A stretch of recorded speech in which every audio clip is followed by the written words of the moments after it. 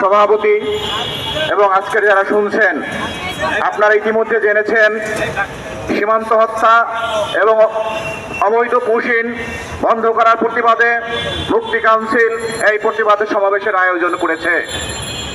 বাংলাদেশ লেখক শিবিরের পক্ষ থেকে এ বিষয়ে আমি কিছু বলবো।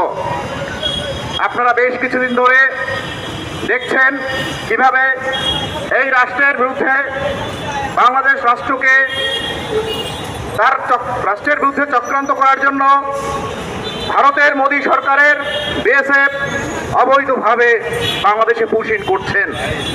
বারবার একাধিকবার বিভিন্ন সময়ে এ নিয়ে দুই রাষ্ট্রের পররাষ্ট্র মন্ত্রণালয়, ভারত এবং বাংলাদেশ এবং বিএসএফ পর্যায়ে বিভিন্ন ধরনের পতাকা বৈঠক করার পরেও এ বিষয়ে এখন পর্যন্ত কোনো সমাধান পাওয়া যায়নি। আপনারা দেখেছেন ভারতের আভ্যন্তরীণ যে সংকট, সেই সংকট তারা মোকাবেলা করতে পারছে না। ভারতের সংকট কত গভীর সেটা আপনারা পশ্চিম বাংলায় তাকালেই দেখতে পারবেন।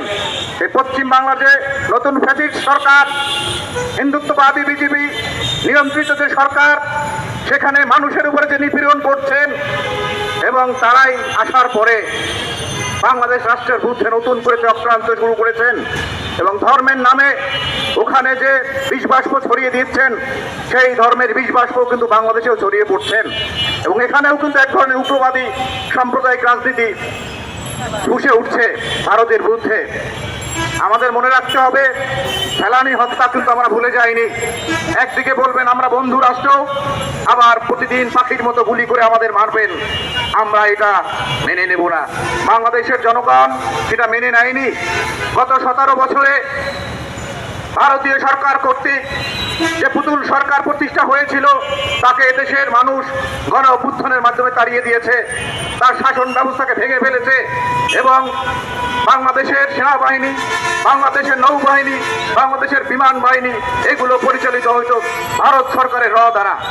এখানে এই রাষ্ট্রের সার্বভৌমত্বকে বিনষ্ট করা হয়েছে।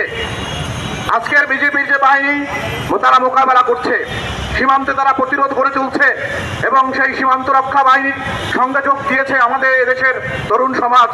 তারা সেই বিক্ষোভকে মোকাবেলা করছে। বিএসএফ কর্তৃক অবৈধ পুশিনের বিরুদ্ধে তারা দাঁড়িয়ে মোকাবেলা করছে।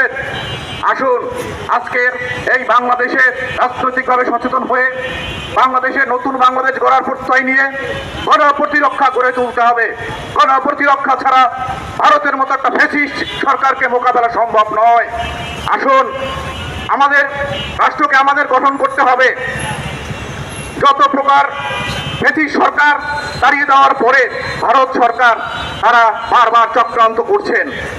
আমরা এই চক্রান্তের বিরুদ্ধে সজাগ রয়েছি। সুতরাং এদেশের মানুষকে তার প্রয়োজনেই সার্বভৌমত্ব রক্ষার জন্যই তাকে এগিয়ে আসতে হবে এবং ঐক্যবদ্ধভাবে তার রাজনীতি প্রতিষ্ঠা করতে হবে। আমরা ধর্মের রাজনীতি চাই না, আমরা উগ্রবাদী রাজনীতি চাই না। আমরা আমাদের সার্বভৌমত্ব রক্ষার জন্য গণপ্রতিরক্ষার ব্যবস্থা করতে হবে। একদিকে সেনাবাহিনী, একদিকে জনগণ, যৌথ আয়োজন করে আমরা যে কোনো শক্তিকে আমরা মোকাবেলা করতে পারবো। ধন্যবাদ মুক্তি কাউন্সিল আয়োজিত এই প্রতিবাদ সমাবেশ যারা আয়োজন করেছেন সবাইকে।